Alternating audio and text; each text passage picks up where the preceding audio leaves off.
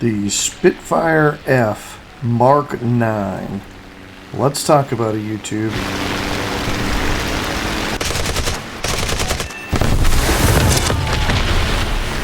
So this will be a short review of the Spitfire F Mark IX, sitting at rank 3, battle rating 4.3 in the British tech tree.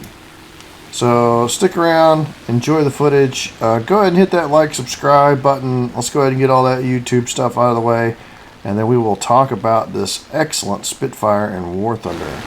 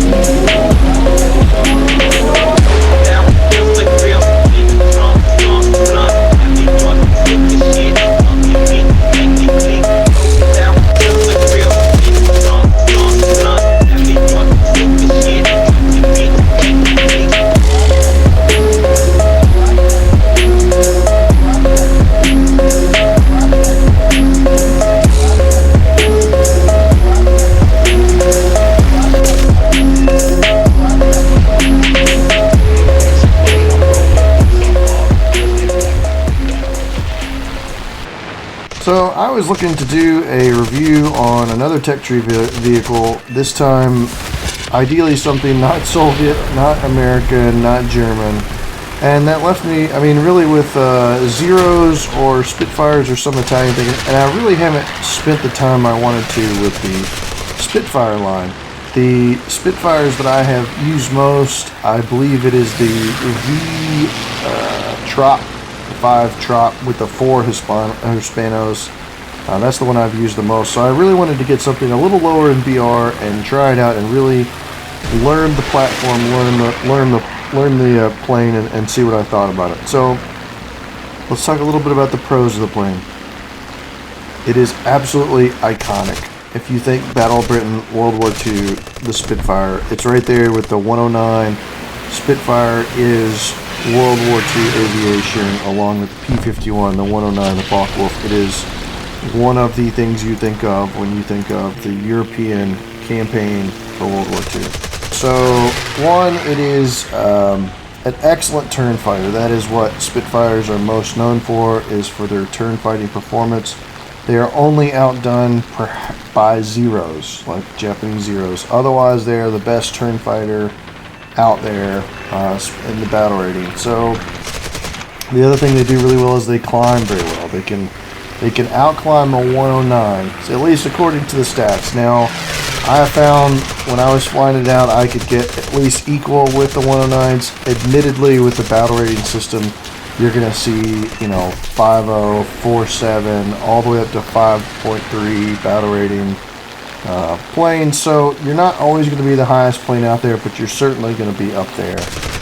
Excellent climber. This particular variant finally has 240 rounds for the Hispanos, versus the lower tiers have about 120 rounds for their Hispanos. That's sort of a concession for me and for my playstyle. I just absolutely hate it when I run out of cannon ammunition.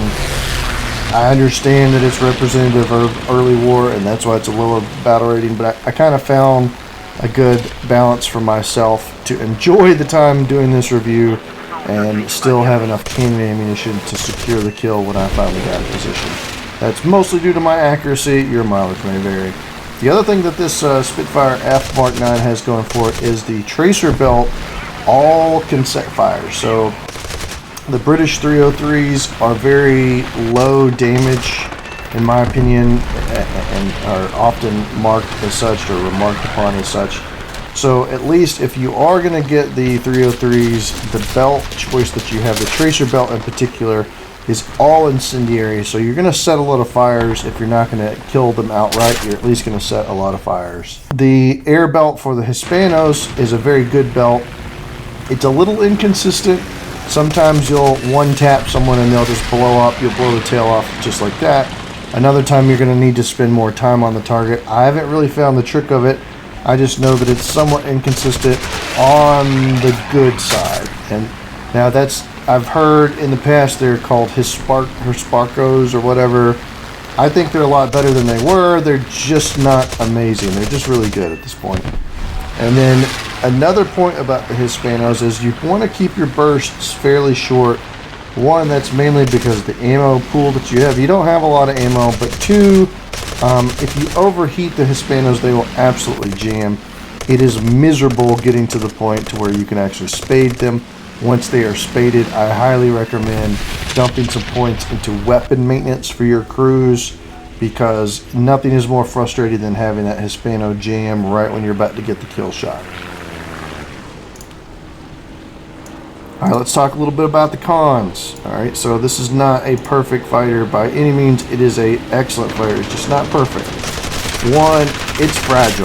Like, you really don't want to get shot in this. If you get an oil leak or a water leak, you're going to need to return to base. If you get shot, especially in a turn, your wings are going to fall off. I mean, it is not a hardy airframe. Don't expect to be tanky in it. You should use your agility to just not get shot. That should be your goal. Don't enter in a situation where you think you could take glancing fire. Try and avoid those situations altogether. And to that end, avoid head-ons. I would typically avoid head-ons, and I would not chase bombers. You're gonna climb up there and you're gonna see bombers. You're really gonna want to probably avoid them, because even with their defensive fire, all it takes is like an oil leak or something and you're pretty much out of the fight. I generally mopped up bombers if I had to. They're just not something you want to have to chase in a Spitfire. Which also brings me to another point. Your speed. Your speed is not excellent. It is good, but you will be outrun by all your regular characters that are going to outrun you. Most American planes are going to outrun you. 109s are going to outrun you. Put yourself in a situation where they are already low energy and your good acceleration will catch them, but you really don't want to have to be chasing someone long term. Use your climb. If they're getting away from me, I just throw it in the climb. I'm saying you can be away from me if you want to be, but I'm going to be higher than you. So keep that in mind. Something else to keep in mind about playing your Spitfires. If you play it like a boom and zoomer, which you can, just be aware that as you get faster, it doesn't like to roll as well. So the stiffening kind of gets worse around the rolling. So to me, it was actually harder to get guns on target played as a boom and zoomer. So consider, maybe leveling out a bit more, getting more on their level. It's almost like your performance gets better the slower you get. So if it's more of an extended dogfight, you're probably at a more advantaged position than trying to get that quick kill. That obviously has some disadvantages. It opens you up to being third party, things like that. So just be aware, it's not the best boom and zoomer. You're gonna have trouble rolling onto target, and that's gonna be a bit of a problem. One of the last couple notes I have here, keep it under 5 kilometers. Again, in today's War Thunder, a realistic battle meta, that's super easy to do. Hardly anyone even gets close to 5 kilometers in altitude, and when they do, one of the first things that happens is everybody dives out and they start dogfighting. So that's not really an issue. And then you are a turn fighter, but you're still not a zero, right? So I tried to go toe to toe with a zero.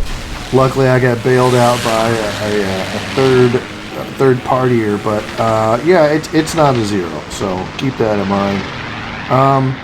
But yeah, I mean, you got good guns.